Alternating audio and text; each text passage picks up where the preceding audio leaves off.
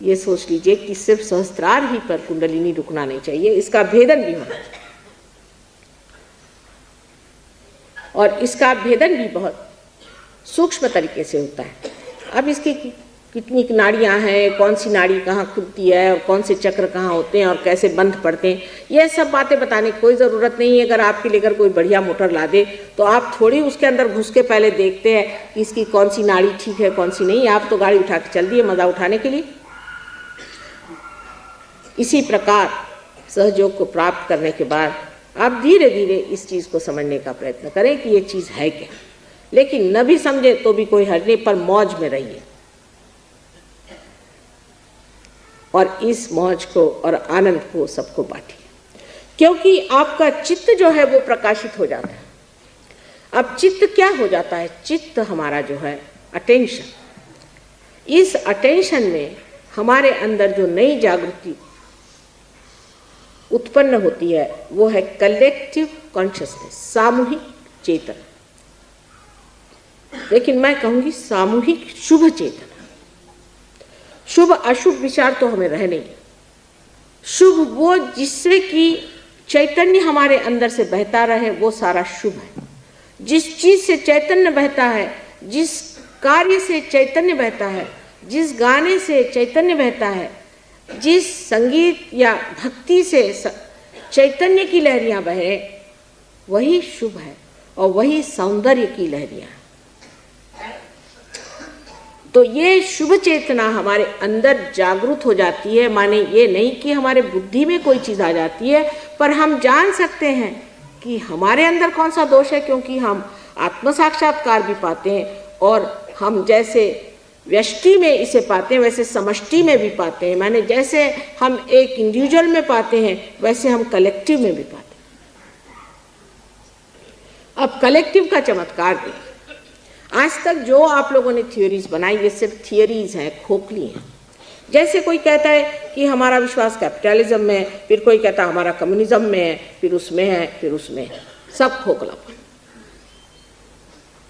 असल में एक योगी जो होता है, या हम समझ लीजिए बड़े भारी कैपिटलिस्ट हैं, क्योंकि सब शक्तियाँ अगर हमारे अंदर नहीं है तो हम तो कैपिटलिस्ट हो गए। लेकिन हम हैं बड़े भारी कम्युनिस्ट भी, जब तक इसे बांटेंगे नहीं हमें चैन नहीं आता। इसलिए एक साहब ने पूछा कि साहब आप क्यों सहयोग करते हैं, आप क्यों जागृति करते हैं लोगों के, आप सुखी हैं, आपके पति इतने अच्छे हैं, आपके बाल बच्चे इतने अच्छे, घर में बैठिए जाकर। कहाँ बैठ सकते, चैन। जब तक इसे बांटेंगे नहीं मज़ा नहीं आएगा। जैसा आपने एक शराबी को देखा कि अकेला वो शराब नहीं पी सकता, वैसे ये भी शराब आप अकेले नहीं पी सकते, इसका मज़ा नहीं आता, बांटे। तो कलेक्टिव में आप जागरूक हो जाते हैं। लेकिन इससे भी ये गहन बात कि आपका चित्त वो जो प्राइमोर्डियल बीइंग है, जो विराट है, जो अकबर है, उसमें जागरूक हो जाता है।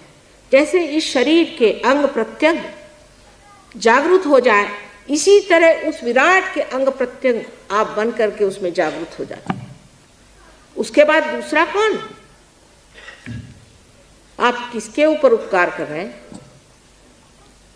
आप किसको दे रहे हैं?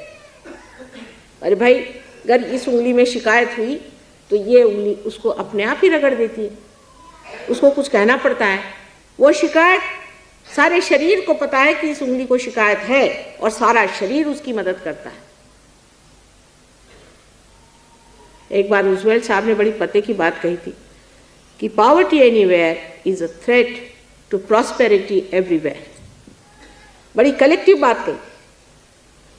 उसी प्रकार जिस वक्त आपकी ये जागृति हो जाती है, आप कलेक्टिव में आ जाते हैं, तो कहीं भी कोई तकलीफ हो जाए, कहीं भी कोई परेशानी हो जाए, आप समझ जाते हैं ये तकलीफ है और उसके लिए आप सिर्फ प्रार्थना मात्र करें तो कार्य हो सकता है। क्योंकि अब आपको परमात्मा का रिकमेंडेशन नहीं चाहिए कि कोई बाबा जी आपको दे कि साधु जी दे, नहीं, आप स्वयं परमात्मा से कहिए, परमात्मा आपका कार्य कर देंगे और करते हैं। हजारों के ऐसे कार्य हुए हैं, यहाँ बहुत से सहयोगी बैठे, उनसे पूछे तो एक एक इतनी बड़ी बड़ी किताब आपको दे देंगे और 2-2, 3-3 साल में उनके ये अनुभव। हमारी दादी थी, एक पिताजी की मौसी थी, बड़े मज़ेदार किस्से सुनाती थी। उन्होंने एक बार एक किस्सा सुनाया कि एक इंसान भगवान से मिलने गए, जैसे दादियों के किस्से होते हैं, भगवान से मिलने गए। तो रास्ते में उन्होंने एक साहब देखे, वो बिल्कुल सर के बल खड़े थे और बड़ी मेहनत कर रहे थे। तो उनका, भाई ये क्या कर रहे हो? कहले मैं भगवान के पास जा रहा हूँ। तुम ये क्या कर रहे हो? कहले मैं भगवान के लिए सारी मेहनत कर रहा हूँ। अब भगवान के पास जा रहे तो उनसे कह देना कि भाई कभी तुम्हारा दर्शन तो हो जाए। फिर आगे गए, दूसरे एक साहब थे, वो ऐसे रास्ते के किनारे बैठे हुए थे मस्ती में। तो उनका, भाई कहाँ जा रहे हो? कहले भगवान के पास। अच्छा, उनसे कह देना आज खाना ठीक से टाइम पर पहुँचा नहीं मेरा। उनका, अजीब आदमी, यहाँ बैठे बैठे भगवान को ऑर्डर्स दे रहा। तो ये फिर भगवान के पास गए, जैसे हमारी दादी बताती हैं, और उन्होंने कहा, उनका जो कुछ काम था सो किया। तो उन्होंने कहा कि भाई बात क्या? कल बात ही, एक साहब मिले थे रास्ते में, सर के बल खड़े हैं बहुत दिनों से, आप उनको दर्शन कब देंगे? उनसे कहना और पैर के बल थोड़े दिन खड़े रहो, फिर देखा जाएगा। उनको बड़ा आश्चर्य हुआ।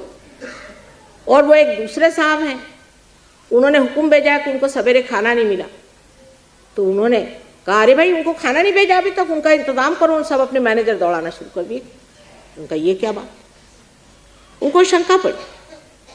तो भगवान ने कहा कि अच्छा ठीक है, तुमको शंका हो रही, तुम जा करके एक बात दोनों से कहो और तुम्हारे शंका का निरसन हो जाए। वो अगर पूछे तुम भगवान के यहाँ क्या देखा, तो ये कह देना कि भगवान ने एक ऊंट एक सुई के छेद में से निकाल दी। तो अच्छा, जब ये नीचे आए तो इनको वो मिले महाशय जो कि सर के बल खड़े थे। वो फिर उनका, आप पैर के बल पहले खड़े होइए। फिर कहा कि भगवान ने ये कहा है कि अभी आप पैर के बल थोड़े दिन खड़े रहिए, फिर मैं तुमको मिलूंगा। अच्छा, तो अच्छी बात है, कभी तो मिलेंगे ही। कहले फिर आपने देखा क्या? उन्होंने बताया कि मैंने देखा वहाँ कि एक ऊंट को एक सुई के छेद में से भगवान निकाले। कहले वाह, अब भगवान क्या हुआ है? आप गप्पे हाँक रहे हैं? ऐसे कैसे हो सकता है कि भगवान एक सुई के छेद में से निकाल दे एक ऊंट को? ये दूसरे आदमी के पास गए, उसे कहा भाई क्या हुआ खाने का? हाँ वो तो मुझे मालूम था, वो तो यूं ही मैंने आपसे कह दिया, कुछ कहना था इसलिए, तो कभी इंतजाम हो गया मेरा। तो उनका, अच्छा क्या देखा तुमने भगवान? क्या? कहले बड़ा आश्चर्य कि एक सुई के छेद में से भगवान ने एक पूरे ऊंट को निकाल दिया। तो ये बड़े, कहले इसमें आश्चर्य की कौन सी बात है? वो भगवान है। आप क्या समझते हैं? आप किसके पास गए? परमात्मा। जो परमात्मा है वो परमात्मा है। आप क्या समझते हैं उनको? वो क्या है? एक ऊंट, वो सारी दुनिया की दुनिया निकाल दे, विश्व के विश्व निकाल दे, वो तो परमात्मा है। इस अटूट विश्वास पर परमात्मा भी झुकते हैं। इस नितांत विश्वास पर परमात्मा झुकते। अब आप जानते हैं कुछ लोग बीमार मेरे पास आते हैं, मेरे हाथ टूट जाते, मेरा सर पिट जाता है, बड़ी परेशानी। और अभी कुछ देहात से लोग आए थे, बहुत दूर से, शिलांग से। उस आदमी को बताया गया था कि तुम्हें कैंसर की बीमारी। यहाँ एक प्रोग्राम उन्होंने अटेंड किया। वापस जाने पर डॉक्टर हैरान हो गए, कहले आपका कैंसर कैसे ठीक हो गया? एक बम्बई में महाशय एक नौकर साहब थे, बस वो अल्लाह को बहुत मानते, मुसलमान, मोहम्मद नाम उनका। प्रोग्राम में आए, उनको बहुत सालों से डायबिटीज़ था। एक बार प्रोग्राम में आए, मैंने उनसे बात भी नहीं करी, जाना भी नहीं, उनसे मिले भी नहीं, ठीक हो। और कुछ कुछ लोगों के पीछे में तो हाथ टूट जाते, उनकी कुंडलिनी उठना तो रहा दूसरी जगह, मेरे हाथ टूट जाते। पहाड़ जैसी कुंडलिनी उठाते उठाते ऐसी तकलीफ हो जाती कि क्या करूं, लेकिन तो भी जुटी रहती, क्योंकि इनके दिमाग ज़्यादा है। सर पे अहंकार के पहाड़ बांधे हुए हैं, अपने को बहुत समझते हैं। तो कुंडलिनी भी कहती चलो रहने दो इसको, ज़रा ठोकरे होने दो तब ठीक होएगा। वो भी उठती नहीं, मैं क्या करूं। इसलिए नम्रतापूर्वक व्रत निश्चय के साथ सहयोग में उतरना पड़ता है। पहले ही कहा है कि ये रे गबाड़े काम नवे, ऐसे वैसे लोगों का ये काम नहीं, वीरों का काम है। जो वीर हो वो सामने आए, नहीं तो बाकी बेकार लोगों के लिए सहयोग नहीं।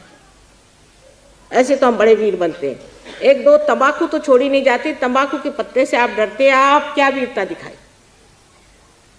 शराब की बोतल दिख गई और आप ढह गए, ये क्या वीरता दिखाएंगे आप?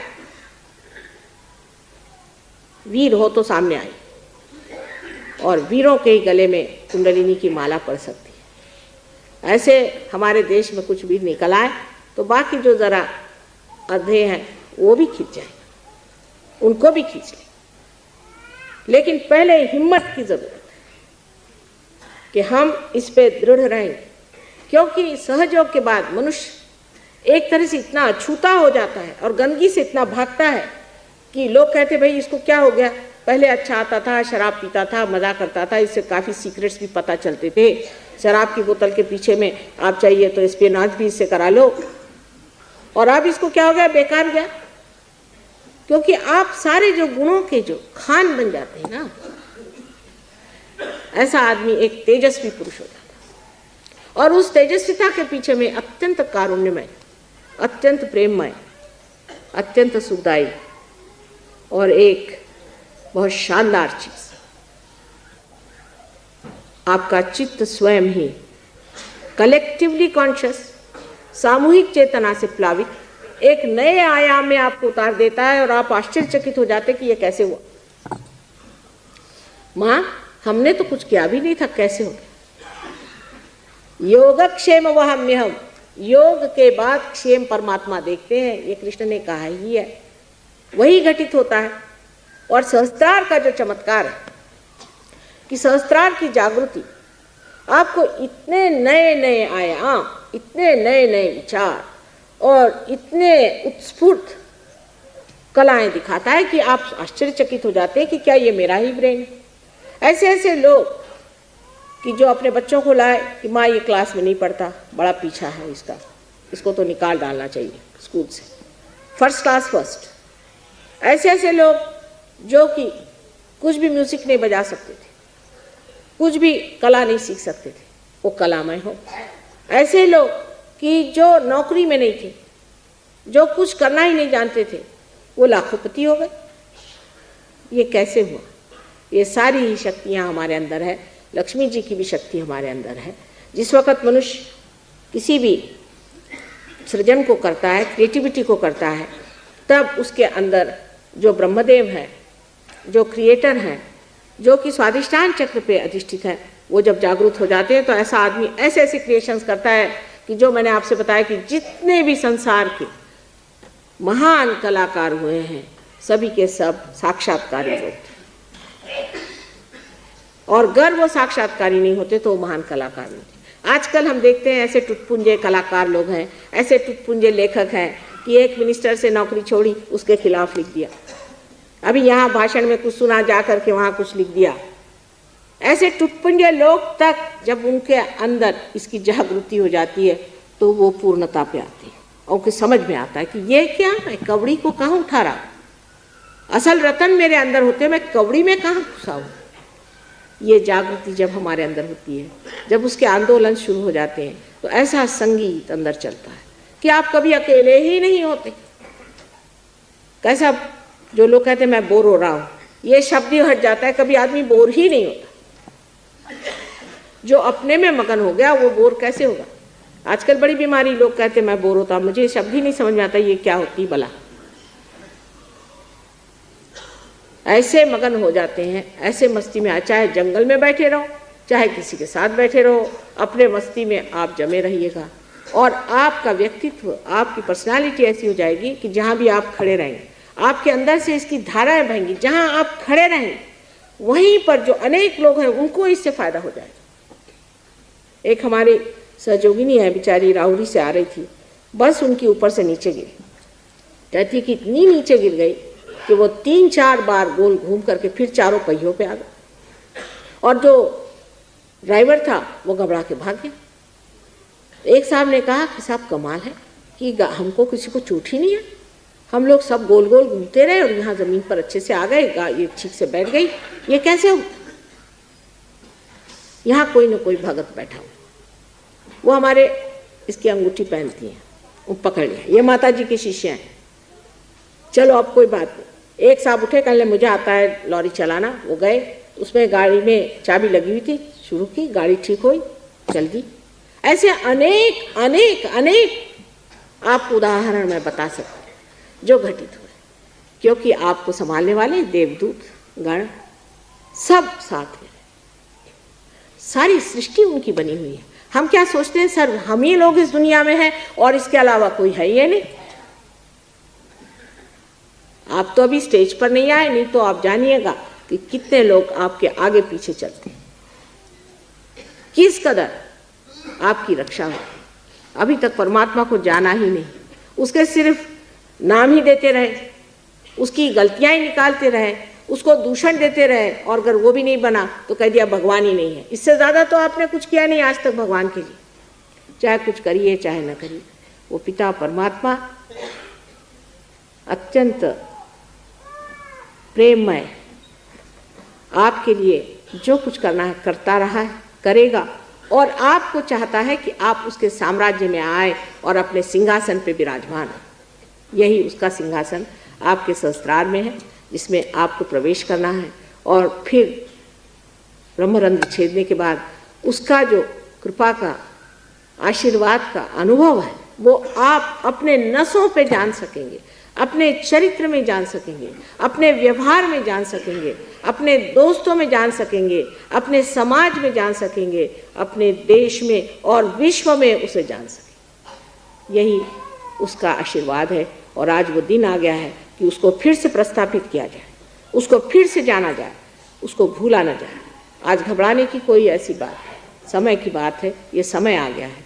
जो समय समय से बात होती है आज बाहर आ गई है, और हजारों लोग, करोड़ों लोग उस पुष्प की स्थिति से अब फल होने वाले। परमात्मा आप सबको सुखी रखे।